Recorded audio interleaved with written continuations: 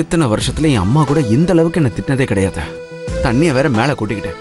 அட பாட்டில வாயில வச்சு குடிக்காம வேற எப்படி குடிக்கிறது? இதெல்லாம் இவங்களுக்கு தெரியாத போல இருக்கே. ஒரு மனுஷன் தனியா எவ்வளவுதான் சமாளிக்க முடியும்? இவங்க என்னடானா என்னையே கண்காணிச்சிட்டு இருக்காங்க. எவ்வளவு முக்கியமான டீல் அது. ஆனா இந்த தலகணம் பிடிச்ச டீடு என்ன விட்டவே மாட்டேன்னு அடம் பிடிக்கிறாங்களே. அட கடவுளே, எனக்கு பைத்தியமே பிடிச்சிடும் போல இருக்கே. ஆனா அவ்வளவு சீக்கிரம் என்ன மடக்க முடியுமா? நானும் பாத்துறேன். ஓகே சரி, உங்களை நான் நாளைக்கு மீட் பண்றேன். Okay, thank you, bye. Hello Siddharth, இதெல்லாம் என்ன விளையாட்டு? இவ்ளோ பெரிய விஷயத்த நீ என்கிட்டயே மறைச்சிட்ட. அந்த சித்தார்த் குரானா கிட்ட வேலை செய்ய போயிட்ட.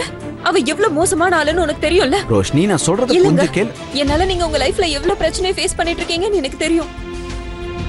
நீங்க எவ்வளவு கஷ்டப்பட்டு உழைக்கிறீங்க, ஆனா என்னால எந்த வகையிலயும் ஹெல்ப் பண்ண முடியல. அட நீ ஏன் இவ்ளோ ஃபீல் பண்ற? இதெல்லாம் ஒரு பிரச்சனையே இல்ல. எனக்கு என்ன பிரச்சனை? ஒரு மனைவியா இருந்து ராத்திரி பகலா நீங்க உழைக்கிறத பாத்துட்டு மட்டும்தான் இருக்கேன். என்னாலதான் எல்லா பிரச்சனையும் நடக்குது. எப்ப நான் உங்க லைஃப்ல வந்தனோ அப்பல இருந்து உங்க லைஃப்ல எல்லாமே தப்பு தப்பா தான் நடக்குது. ரோஷினி, அப்படிலாம் எதுவும் இல்ல. நீதான் என் கூடவே இருக்கல, என் பக்கத்திலேயே இருக்க. ரோஷினி, இதை விட வேற என்ன விடும்? நான் உன்னுடைய புருஷன், உன் பக்கத்துல தான் இருக்கேன். உன்னுடைய சிரிப்பு ஒண்ணு போதும் ரோஷினி. இங்க பாருங்க, நான் என்ன சொல்ல வரேன்னா, இப்படி எல்லாம் சமாளிக்கிறது மூலமா எதுவும் நடக்காது. நாம இனிமே பிராக்டிக்கலா யோசிக்க வேண்டியிருக்கு. அப்புறம் உங்களுக்கும் நல்லா தெரியும்ல, அந்த கடன் எல்லாம் உங்களால தனியா அடைக்க முடியாது. நாம 2 பேரும் ஆளுக்கு ஒரு பக்கம் உழைச்சாதான் முடியும். அதாவது இப்போ நான் என்ன முடிவு பண்ணிருக்கேன்னா, அது நான் எங்கேயாச்சும் வேலைக்கு போலான்னு இருக்கேன். என்னது? ஆமா சித்தார்த், அது வந்து ஆக்சுவலி சேவ் த சைல்டு ஆர்கனைசேஷன்ல இருந்து எனக்கு ஒரு கால் வந்துச்சு. ஐம் சாரி, அதை சொல்ல மறந்துட்டேன். அது பணம் அந்த அளவுக்கு வராது.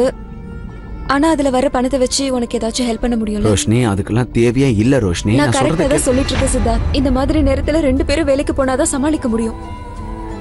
நம்ம 2 பேரும் ஒன்னா இந்த விஷயத்த ஃபேஸ் பண்ணி ஆகணும். அப்புறம் நான் என்ன நம்புறேன்னா, இன்னைக்கு மனைவிக்கும் ஒரு சில கடமைகள் இருக்குல்ல. அவதான் அவ புருஷனோட ஸ்ட்ரென்த். அப்புறம் கணவன் மனைவி எது செஞ்சாலும் ரொம்ப யோசிச்சு செய்யணும், ஒத்துமையா சரிசமமா செய்யணும்.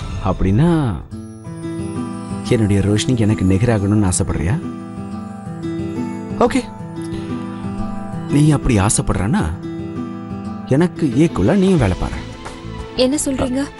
அதாம்மா, இப்போ நான் என்ன பண்றேனோ அதே மாதிரி நீயும் பண்ணி காட்டு பாப்போம். உன்னால முடிஞ்சா அதை செஞ்சு காட்டு. ஓகே? அப்படியே சொல்றீங்க? என்னால எதுவும் செய்ய முடியாதுன்னு நீங்க நினைக்கிறீங்களா? அப்படியா? ரியலி? அப்படியா சொல்ற? சரி, பார்க்கலாம்.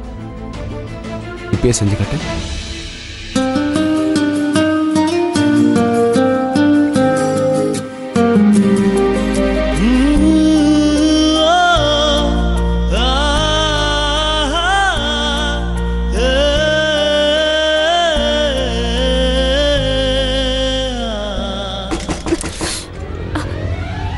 May I come in? Come in. தயவு செஞ்சு மன்னிச்சிடுங்க. இந்த மாதிரி நடக்கும்னு நான் கொஞ்சம் கூட எதிர்பார்க்கவே இல்லை.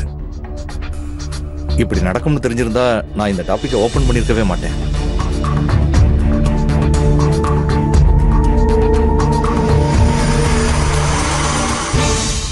சரி, ஓகே. பிரச்சனை இந்த அளவுக்கு பெருசாகும்னு நானும் எதிர்பார்க்கல. உண்மைதான். எனிவே சித், அந்த ஹோட்டலில் நடந்த சம்பவத்துக்காக நான் மறுபடியும் உங்ககிட்ட மன்னிப்பு கேட்டுக்கிறேன். நான் ட்ரிங்க் ஆர்டர் பண்ணியும் தரமாட்டேன்னு சொல்லிட்டான். அதான் அந்த ஹோட்டலில் கோவப்பட்டேன். ஆனால் என்னால் புரிஞ்சுக்க முடியுது, இந்த மாதிரியெல்லாம் நான் கோவப்பட்டிருக்க கூடாது. பழசு எல்லாத்தையும் மறந்துட்டு நம்ம எப்பவும் போல ஃப்ரெண்ட்ஸாக இருப்போம். அதுவும் இல்லாமல் நம்ம ஒரே வீட்டில் மாப்பிள்ளையாகவும் இருப்போம்.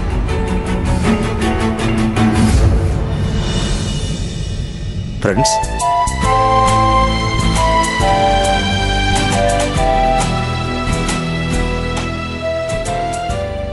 ரொம்ப சந்தோஷமா இருக்கு. இப்பதான் மனசுக்கு நிம்மதியா இருக்கு.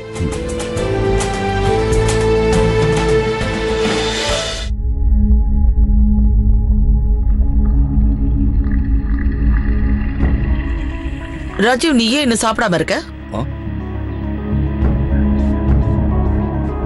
ஆக்சுவலி நான் சித்தார்த்துக்கு ரோஷினிக்காக வெயிட் பண்ணிட்டு இருக்கேன். இல்ல, நீ சாப்பிடு.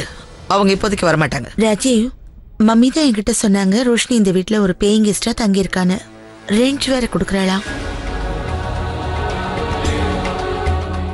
அதிக பிரசங்கித்தனமா இல்ல? அப்படி என்னதான் பிரச்சனை டிடி? இப்படி எல்லாம் முட்டாள்தனமா நடந்துக்கிட்டு என்னதான் ப்ரூவ் பண்ண போறா? நான் என்ன நினைக்கிறேன்னா, இது உங்க மனசை எந்த அளவுக்கு கஷ்டப்படுத்தும், பாக்குற 4 பேர் என்ன நினைப்பாங்க?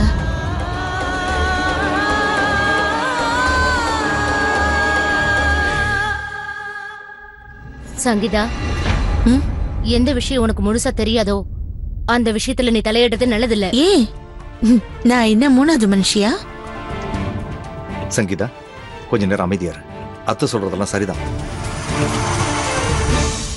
ஐம் சாரி ஆண்டி, இந்த விஷயத்தை நாங்க பேசியிருக்கவே கூடாது. நான் என்ன நினைக்கிறேன்னா, நம்ம ஃபேமிலி ஒன்னா இருந்து சாப்பிட்டா நல்லா இருக்கும். நானும் எத்தனையோ முறை சொல்லி பார்த்துட்டேன், இவ புரிஞ்சுக்கல.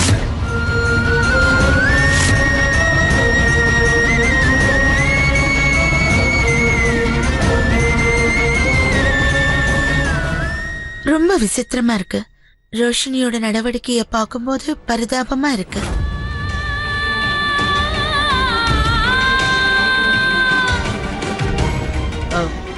நீ இன்னும் சாப்பிடவே ஆரம்பிக்கலையேம்மா? ரோஷினியை பத்தி கவலைப்பட இந்த வீட்டுல 1000 பேர் இருக்காங்க. நான் சொல்றது உனக்கு புரியுதா?